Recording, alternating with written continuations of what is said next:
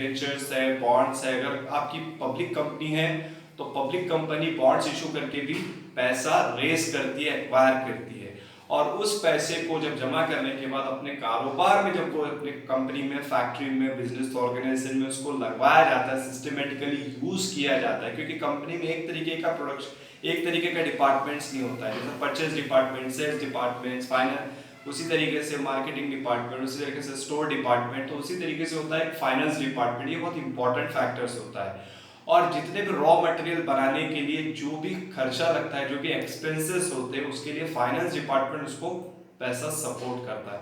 तो finance department या finance department एक बहुत इंपॉर्टेंट फैक्टर्स होता है, एक बहुत इंपॉर्टेंट डिपार्टमेंट होता है।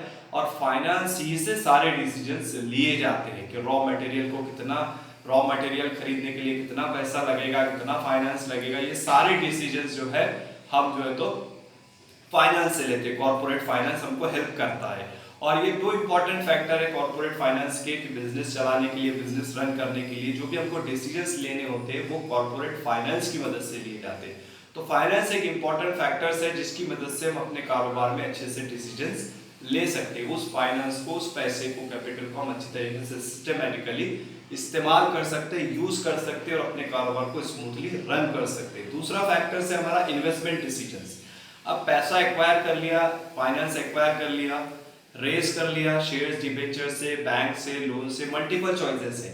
उससे लेने के बाद जब हम कारोबार में उसको यूज करते हैं, इन्वेस्टमेंट करना, इन्वेस्टमेंट करना मतलब उस पैसे को यूज करना, इस्तेमाल करना सिस्टमैटिकली।